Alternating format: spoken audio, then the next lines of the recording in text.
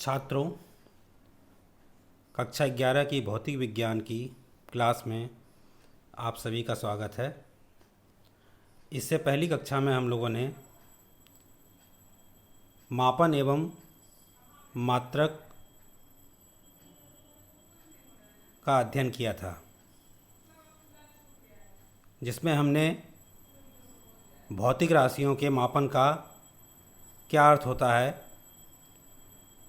और उनके मात्रक किस प्रकार से प्रयोग किए जाते हैं, जिसमें हमने मात्रक की विभिन्न पद्धतियों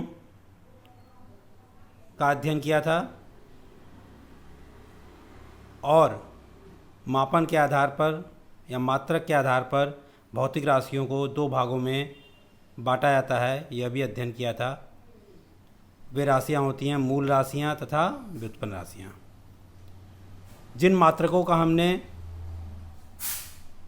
चर्चा की थी, उनके अतिरिक्त भी कुछ अन्य मात्रक होते हैं जिनका प्रयोग हम मापन के दौरान करते हैं। वह मात्रक भी आपके पुस्तक में दिए हुए हैं, आप उनको पढ़ेंगे। मापन के कुछ इनडायरेक्ट मेथड्स भी होते हैं, उनकी चर्चा भी हम लोग बाद में करेंगे। अभी हम लोग आज जिस विषय पर चर्चा करने जा रहे हैं वह है मापन में त्रुटि, एरर इन मेजरमेंट, जिसको हम त्रुटि विश्लेषण नाम से भी जानते हैं। आइए हम लोग अपने आज के शीर्षक को प्रारंभ करते हैं, और इसको प्रारंभ करने के लिए हमें यहाँ पर तीन चीज़ों पर पहले चर्चा करनी है, उसका अंतर समझना है। वह है यथार्थता, परिशुद्धता एवं मापन में त्रुटि, एक्यूरेसी, प्रिसिशन एंड एरर। हम जानते हैं कि किसी भी राशि के मापन के लिए हम किसी मापन यंत्र का प्रयोग करते हैं या किसी प्रयोग से हम किसी तकनीकी विधि से हम उस राशि का मापन करते हैं। जब भी हम किसी मापन यंत्र से कोई मापन करते हैं तो उसके मापन के परिणामों में कुछ न कुछ अनिश्चितता होती है, कोई ना कोई अनिश्चितता रहती है, अनसर्टेनिटी रहती है। और यह जो अनिश्चितता होती है हमारे मापन में, यह अनिश्चितता ही उस मापन में त्रुटि कहलाती है। यानी कि निश्चित रूप से जो उसका वास्तविक मान है वह हमारे मापन यंत्र द्वारा मापने पर एग्जैक्ट आ जाए, ऐसा ज़रूरी नहीं है। वहाँ सर्टेन अनसर्टेनिटी बनी रहती है, जिसके कारण वहाँ एक डिफरेंस आता है, और यह अनसर्टेनिटी या डिफरेंस ही हमारे मापन में त्रुटि कहलाती है। अब अन्य दो टॉपिक्स पर भी हम बात करते हैं, यथार्थता और परिशुद्धता।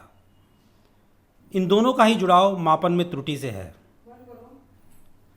अर्थात यथार्थता या परिशुद्धता की बात करें तो किसी माप की यथार्थता वह मान है जो हमें यह बताता है कि किसी राशि का मापित मान उसके वास्तविक मान के कितना निकट है। यानी कि जो मापित मान हमारा आ रहा है वह वास्तविक मान के कितना क्लोज है, उस माप की यथार्थता उतनी ही अधिक होती है। जबकि परिशुद्धता यह बताती है कि वह राशि किस विभेदन या सीमा तक मापी गई है। यानी कि जिस मापन यंत्र से हम माप रहे हैं उसकी विभेदन सीमा कितनी है, कहाँ तक वह मेजरमेंट कर रहा है, किस सीमा तक, यह उसकी परिशुद्धता कहलाती है। यथार्थता और परिशुद्धता में थोड़ा सा अंतर होता है। यह अंतर हम एक उदाहरण से समझते हैं। देखिए यहाँ एक उदाहरण दिया है माना कि किसी लंबाई का वास्तविक मान 3.678 सेंटीमीटर है। यह उसका वास्तविक मान है लंबाई का। एक प्रयोग में हमने 0.1 सेंटीमीटर विभेदन का मापन यंत्र प्रयोग करके इसका मान 3.5 सेंटीमीटर मापा गया। 0.1 सेंटीमीटर विभेदन का मतलब यह है कि वह 0.1 सेंटीमीटर तक ही नाप सकता है, यानी कि सेंटीमीटर के 10वें हिस्से तक ही नाप सकता है। उससे छोटा माप वो नहीं नाप सकता है। जैसे हमारे स्केल में होता है 1 सेंटीमीटर में 10 बराबर भाग बटे होते हैं, जिसको हम 1 मिलीमीटर कहते हैं, एक छोटे भाग को।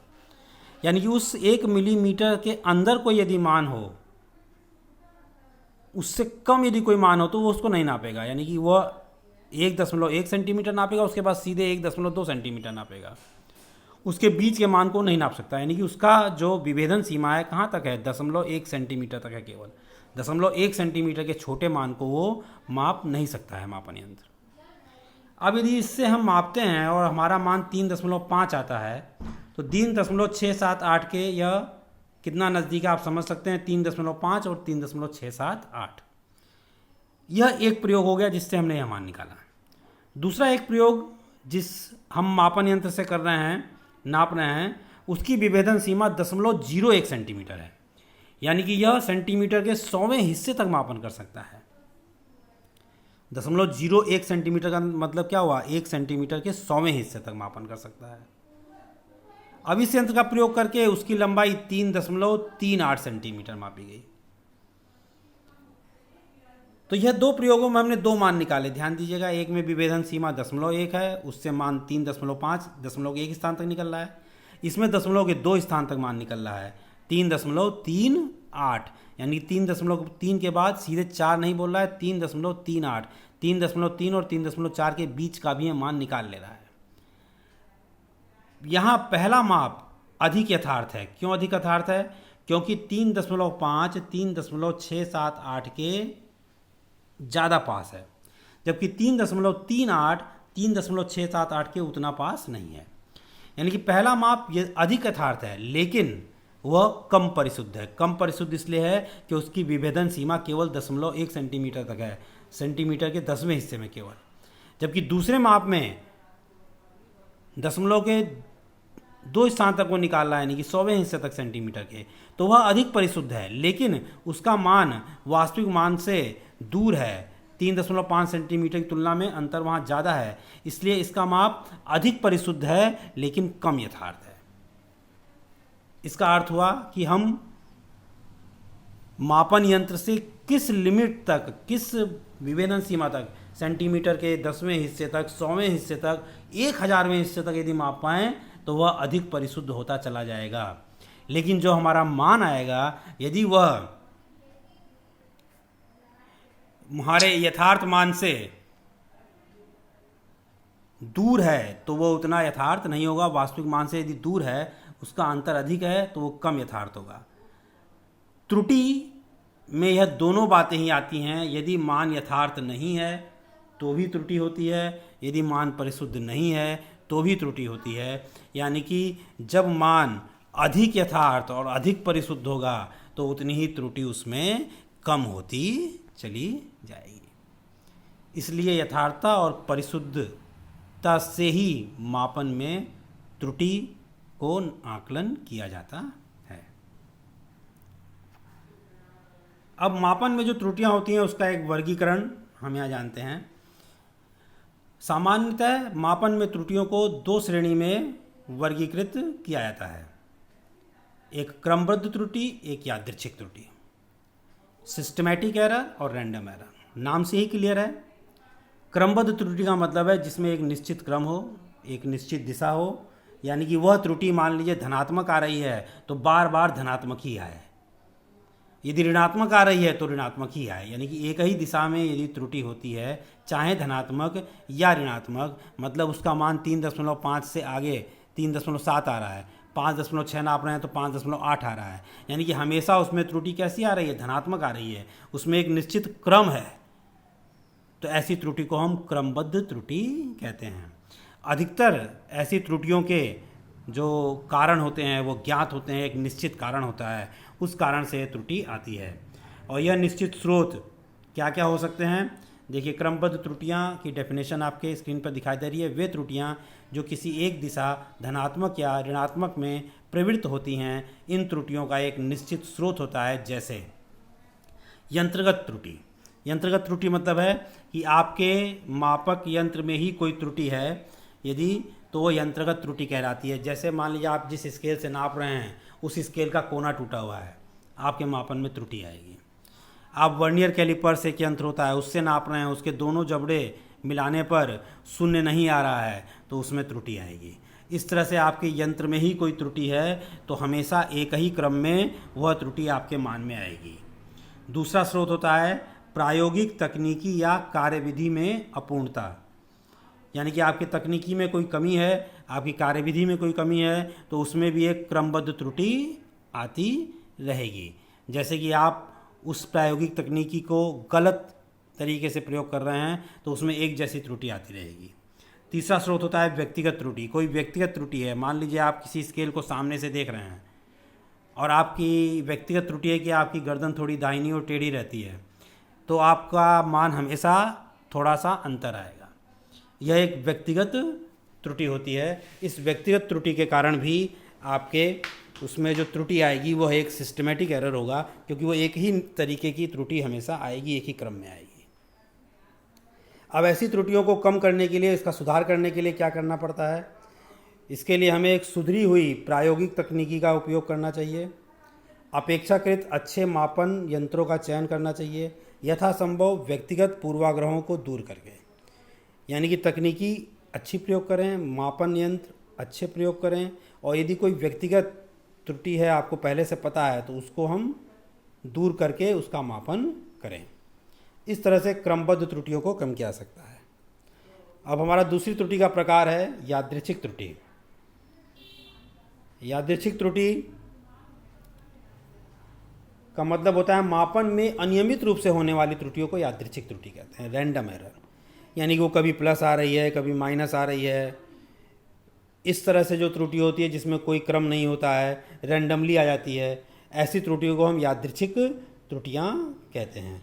जैसे मान लीजिए प्रयोग करते समय आप सरल लोलक का कोई प्रयोग करके उसका दोलन काल निकाल रहे हैं, खिड़की खुली हुई है, एकाएक हवा आ गई तो उसके दोलन काल में थोड़ा अंतर आ गया, और कहीं कोई तापमान का अंतर एकाएक आ गया तो अंतर आ गया। इस तरह से क्या कहते हैं, रैंडमली कोई चीज़ आ जाती है जिसके कारण वो एरर आ जाता है। ऐसी त्रुटियों को हम यादृच्छिक त्रुटियां कहते हैं, क्योंकि इनके कारण निश्चित नहीं होते हैं, इसलिए इनको कम करना या इनको दूर कर पाना, सुधार कर पाना कठिन होता है। इसके लिए हम प्रयोग को बार बार करके दोहराकर उसका औसत मान लेते हैं, तभी इस यादृच्छिक त्रुटि को कम किया जा सकता है। इसी क्रम में एक त्रुटि आपकी है अल्पतमांक त्रुटि। यह एक अलग तरह की त्रुटि है जिसको यादृच्छिक या क्रमबद्ध दोनों तरीके में रखा जा सकता है। अल्पतमांक त्रुटि का मतलब होता है कि जिस मापन यंत्र से आप मापन कर रहे हैं उसका अपना एक अल्पतमांक होता है। अल्पतमांक आप इसके पहले ही पढ़े होंगे, फिर मैं आपको यहाँ पर दोहरा दे रहा हूँ। अल्पतमांक का अर्थ होता है कि किसी भी मापन यंत्र द्वारा जब मापन किया जाता है तो उस मापन यंत्र से छोटा जो मान मापा जा सके वह उसका अल्पतमांक होता है। जैसे एक साधारण स्केल जो आप प्रयोग करते हैं, उस स्केल में 1 सेंटीमीटर में 10 बराबर भाग होते हैं, यानी कि सबसे छोटे खाने का मान क्या होता है? 0.1 सेंटीमीटर। यानी कि उस स्केल का मान अल्पतमांक क्या हुआ? 0.1 सेंटीमीटर। ऐसे हर एक यंत्र में जो पैमाना बना होता है उसके सबसे छोटे पैमाने का जो माप होता है, सबसे छोटे खाने का जो माप होता है, वही उस मापन यंत्र का अल्पतमांक हो जाता है। उदाहरण के तौर पर वर्नियर कैलिपर्स का अल्पतमांक 0.01 सेंटीमीटर होता है, जबकि गोलाई मापी का अल्पतमांक 0.001 सेंटीमीटर होता है। यानी कि हमारा जो साधारण स्केल होता है वो सेंटीमीटर के 10वें हिस्से तक नापता है, वर्नियर कैलिपर्स सेंटीमीटर के 100वें हिस्से तक नापता है, जबकि गोलाई मापी सेंटीमीटर के 1000वें हिस्से तक मापन कर सकता है। इस त्रुटि को दूर करने के लिए भी हम प्रेक्षणों को कई बार दोहराकर सभी प्रेक्षणों का मान औसत मान लेकर इसको हम कम कर सकते हैं। यानी कि इस तरह की त्रुटि को दूर करने के लिए, कम करने के लिए प्रेक्षण बार बार लिया जाता है, बार बार मापन करते हैं 4, 5, 6 बार, फिर उन सब का औसत ले लेते हैं, तो यह त्रुटि कुछ कम हो जाती है।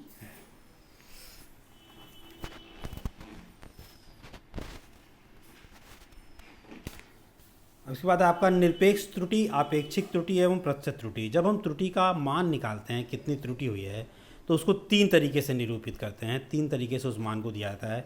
एक निरपेक्ष त्रुटि, दूसरा आपेक्षिक त्रुटि और तीसरा प्रतिशत त्रुटि। इसके लिए हम आइए एक प्रेक्षण को देखते हैं कि माना किसी राशि के कई मापनों का मान A1, A2, A3 dash dash dash AN है।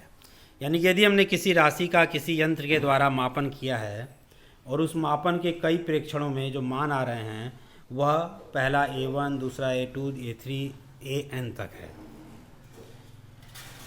प्रायोगिक रूप से इस राशि का वास्तविक मान इन सभी मानों का समांतर माध्य को माना जा सकता है। यानी कि यदि इसका वास्तविक मान हमें नहीं पता है तो हम इन सारे मानों का औसत निकाल लें और उसी औसत को ही हम क्या मान लेते हैं, एक वास्तविक मान मान लेते हैं। यानी कि संभावित वास्तविक मान इसका औसत हो जाता है इन सभी मानों का। तो इसका अर्थ हुआ कि यदि हम इनका माध्य निकाल लें, जिसको हम A माध्य लिखते हैं, तो A माध्य बराबर क्या हो जाएगा, A1 plus A2 plus dash dash dash AN तक और डिवाइडेड बाई N, यानी कि सभी मानों का औसत। अब हम जो मान मापित हमने किया है वह A1 है, जो A माध्य निकाला है वह एक तरीके से वास्तविक मान है, और इस मापित मान A1 में और इसका जो माध्य मान है A माध्य, यह वास्तविक मान है और A1 मापित मान है एक तरीके से। तो मापित मान A1 और इसके वास्तविक मान A माध्य के बीच जो अंतर आता है, इसी अंतर को हम निरपेक्ष त्रुटि कहते हैं, जिसे हम डेल्टा A द्वारा प्रदर्शित करते हैं। यानी कि A1 में जो निरपेक्ष त्रुटि होगी, डेल्टा A1 बराबर क्या हो जाएगी, A1 माइनस A माध्य। अब यह मान ऋणात्मक भी आ सकता है और धनात्मक भी आ सकता है, लेकिन हमें क्या लेना है, इसका परिमाण केवल लेना है, यानी कि मॉडुलस लेना है डेल्टा A। यानी कि डेल्टा A1 का मान ऋणात्मक आए चाहे धनात्मक आए, इसका जब मॉड लेंगे, परिमाण लेंगे, तो वह हमेशा क्या लेना है, धनात्मक ही लेना है। इसी तरह हम सभी मापित मानों में निरपेक्ष त्रुटियां निकाल सकते हैं। यह निरपेक्ष त्रुटियां क्या होती हैं, delta A1, delta A2, delta A3, delta AN तक। इस तरह हम सभी मापित मानों में इसकी निरपेक्ष त्रुटि ज्ञात कर सकते हैं, लेकिन सभी मापन की निरपेक्ष त्रुटि अलग अलग ना देकर हम इन निरपेक्ष त्रुटियों का माध्य निकाल लेते हैं, और इन निरपेक्ष त्रुटियों का माध्य निकालने पर जो आता है वह आपकी क्या कहलाती है, माध्य निरपेक्ष त्रुटि कहलाती है। यानी माध्य निरपेक्ष त्रुटि निकालने का अर्थ है डेल्टा A माध्य is equal to delta A1 plus delta A2 plus delta A3 delta AN तक डिवाइडेड बाई N। यानी कि सभी निरपेक्ष त्रुटियों का माध्य डेल्टा A माध्य कहलाता है, और इसे हम माध्य निरपेक्ष त्रुटि कहते हैं। अब दूसरा बचा आपेक्षिक त्रुटि और प्रतिशत त्रुटि। आइए उसकी बात करते हैं। हमारी निरपेक्ष त्रुटि जब निकल जाती है तो निरपेक्ष त्रुटि के स्थान पर हम प्रायः आपेक्षिक त्रुटि या प्रतिशत त्रुटि का प्रयोग क्या करते हैं। अधिकतर आपको क्वेश्चंस में या जहाँ भी प्रयोग में आप जो त्रुटि देते हैं वो प्रतिशत या आपेक्षिक त्रुटि में देते हैं। आपेक्षिक त्रुटि का मान है कि जो आपकी निरपेक्ष त्रुटि A माध्य डेल्टा A माध्य आया और जो आपका वास्तविक मान A माध्य है, इन दोनों के अनुपात को हम आपेक्षिक त्रुटि कहते हैं। यानी कि आपेक्षिक त्रुटि का मतलब हुआ डेल्टा A माध्य बटा A माध्य। यानी कि यदि हम 100 में 1 की गलती करें और 1000 में त्रुटि हमारी 1 है, तो दोनों त्रुटियों का निरपेक्ष मान एक ही है, लेकिन कौन सी त्रुटि बड़ी है, जो 100 में 1 हो रही है वह बड़ी है, जो 1000 में 1 हो रही है वह छोटी त्रुटि है। क्योंकि 100 मापन में ही 1 की त्रुटि कर देंगे और 1000 मान में 1 की त्रुटि करेंगे, तो 1/1000 यह आपकी आपेक्षिक त्रुटि हुई, यहाँ 1/100 यह आपकी आपेक्षिक त्रुटि हुई। तो 1/1000 यह मान छोटा मान है। इसलिए हमें यहाँ पर निरपेक्ष त्रुटि दोनों में 1 है, लेकिन इससे हम तुलना नहीं कर सकते हैं कि कौन सी त्रुटि बड़ी है। इसके लिए हमें आपेक्षिक त्रुटि को ज्ञात करना ही पड़ता है। और आपेक्षिक त्रुटि होती है डेल्टा ए माध्य बटा ए माध्य, और इसी को प्रतिशत में निकाल लीजिए, यानी कि 100 से गुणा कर दीजिए, तो यह आपकी हो जाती है प्रतिशत त्रुटि। सामान्यतः हम प्रतिशत त्रुटि में ही मान दिया करते हैं। अब हमें इस बात को यदि निकालना हो तो हम यहाँ पर एक न्यूमेरिकल देखते हैं, एक उदाहरण देखते हैं न्यूमेरिकल का, उससे हम समझेंगे कि इन मानों को हम कैसे निकालेंगे। देखिए उदाहरण है, इस उदाहरण को आप, और जो ऊपर जो भी आपको नोट्स दिए गए हैं, यह नोट्स सभी आपको PDF फॉर्म में दे दिए जाएंगे, उसको आप कॉपी में लिख लीजिएगा और इस उदाहरण को भी अपने करिएगा। एक सरल लोलक का दोलन काल ज्ञात करने में प्रयोगों के क्रमिक मापनों के पाठ्यांक आते हैं।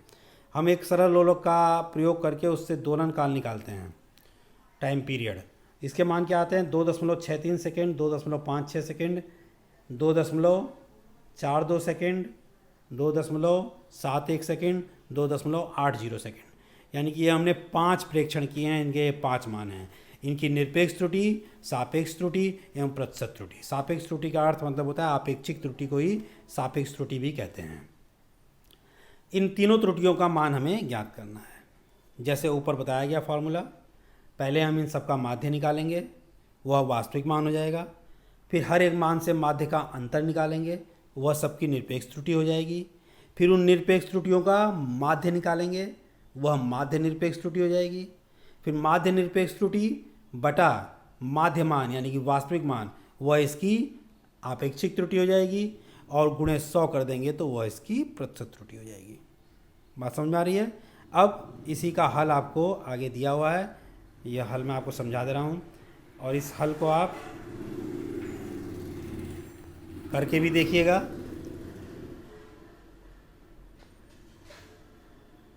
देखिए इसका हल है, लोलक का औसत दोलन काल पहले निकाले गए। इन सभी को जोड़कर 5 से भाग कर देंगे। 2.63, 2.56, 2.42, 2.71, 2.80 सभी को जोड़ के 5 से डिवाइड किया, यह इसका औसत मान आ गया 2.62 सेंटीमीटर। यही इसका वास्तविक मान हो गया। अब हर एक प्रेक्षण में त्रुटि निकालेंगे। पहला प्रेक्षण है 2.63, इसका अंतर निकालेंगे, 0.1 आएगा, 0.06। हम केवल धनात्मक मान ले रहे हैं, चिन्ह से मतलब नहीं है। 0.20, 0.09, 0.18, यह सभी प्रेक्षणों में निरपेक्ष त्रुटि आ गई। अब इन सब का माध्य लेंगे तो यह क्या आ जाएगी? माध्य निरपेक्ष त्रुटि आ जाएगी, और इसका मान आएगा 0.11 सेकेंड। यह माध्य निरपेक्ष त्रुटि हो गई। अब यह माध्य निरपेक्ष त्रुटि जो आती है, यानी कि सरल लोलक का जो दोलन काल है, वह इस तरह से लिखा जा सकता है। 2.62 इसका वास्तविक मान है, और यह इसकी माध्य निरपेक्ष त्रुटि है। तो या तो इस मान में इतना प्लस होगा या इतना माइनस होगा, यानी यह त्रुटि इतनी कम हो सकती है या इतनी ज़्यादा हो सकती है। यहाँ पर देखिए दशमलव के पहले स्थान में ही त्रुटि है, यानी 0.1 स्थान में ही त्रुटि है, इसलिए आगे की त्रुटि को लिखने का कोई मतलब नहीं है। जब आपका दशमलव के एक स्थान पे ही त्रुटि हो गई तो आगे तो त्रुटि होगी ही होगी, इसलिए इसको दशमलव के एक स्थान तक ही लिखना सही माना जाता है।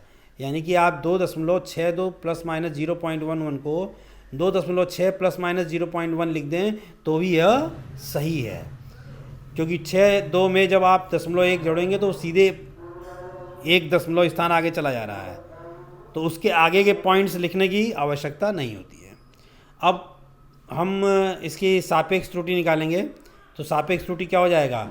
0.1 यह इसकी निरपेक्ष त्रुटि है, और 2.6 एक तरीके से इसका मान है, तो 0.1 बटा 2.6 यह मान आ जाएगा आपका 0.04, और इसको 100 से मल्टीप्लाई करेंगे तो यह 4% त्रुटि आ जाएगी। यह कहलाती है प्रतिशत त्रुटि। इस तरह से हम इस न्यूमेरिकल से भी समझ सकते हैं, और आपको एक आध उदाहरण आपकी पुस्तक में भी दिए होंगे, और क्वेश्चंस में भी ऐसे 1-2 क्वेश्चन होंगे। जैसे एक जल के अपवर्तनांक वाला क्वेश्चन है, तो ये क्वेश्चंस आप गृह कार्य में करेंगे। यह आपका गृह कार्य है, इसके नोट्स आपको लिखने हैं और इस पर आधारित 1-2 क्वेश्चंस को और लगाकर देखना है। धन्यवाद।